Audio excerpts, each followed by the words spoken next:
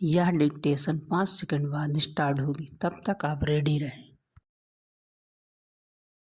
Ready start. नागरिकता संशोधन कानून के नियमों को अधिसूचित करने के 2 माह के अंदर 300 से अधिक लोगों को नागरिकता प्रदान करने के अगले ही दिन प्रधानमंत्री मोदी ने आजमगढ़ में एक सभा को संबोधित करते हुए यह बिल्कुल सही कहा कि इस कानून को लेकर झूठ का पहाड़ खड़ा किया गया और दंगे भी कराए गए, क्योंकि झूठ का पहाड़ खड़ा करने का काम विपक्षी दलों की ओर से किया गया, इसलिए वे इस आरोप से बच नहीं सकते कि उन्होंने लोगों को गुमराह कर सड़कों पर उतारा। इन्हीं लोगों ने हिंसा और उपद्रव का सहारा लिया। नागरिकता संशोधन कानून के खिलाफ जो हिंसक प्रदर्शन हुए, उनमें सरकारी एवं गैर सरकारी संपत्ति को तो नुकसान पहुंचाया ही गया, जान माल की क्षति भी हुई। इन हिंसक प्रदर्शनों के कारण लाखों लोगों को परेशानी का सामना करना पड़ा।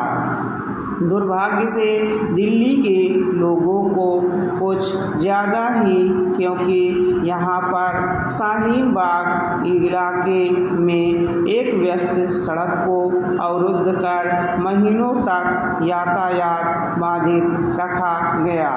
इसी अराजक धरने के कारण दिल्ली को भीषण दंगों का सामना करना पड़ा, जिनमें 50 से अधिक लोग मारे गए। इससे देश की बदनामी भी हुई, क्योंकि इन दंगों के समय तत्कालीन अमेरिकी राष्ट्रपति भारत में थे।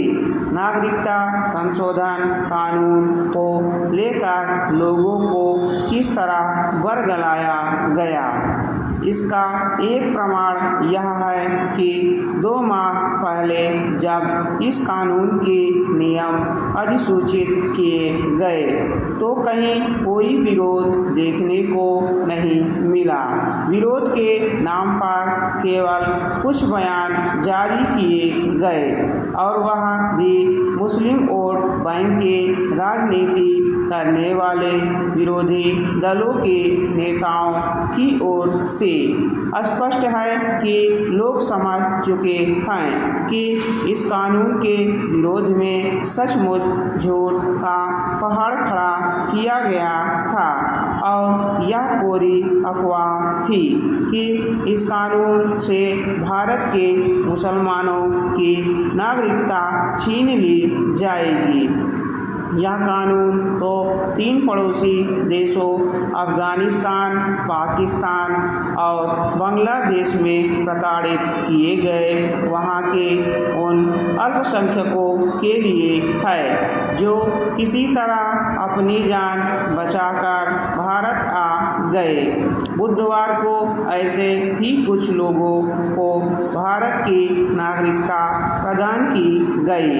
इन दिनहीन लोगों को नागरिकता देने का विरोध क्यों? आखिर इन प्रताड़ित लोगों को नागरिकता देना गलत कैसे है? यह तो भारत का नैतिक दायित्व है और एक तरह से विभाजन के समय की भूल को सुधारने की कोशिश भी।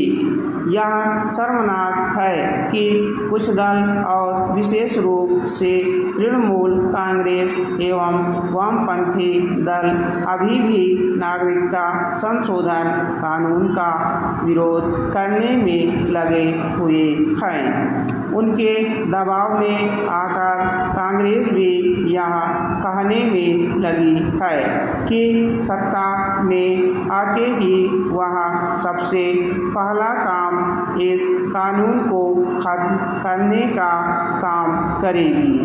आखिर कांग्रेस या फिर अन्य दल यह अमानवीय अनैतिक काम करने का वादा क्यों करने में लगे हुए हैं। स्टॉप।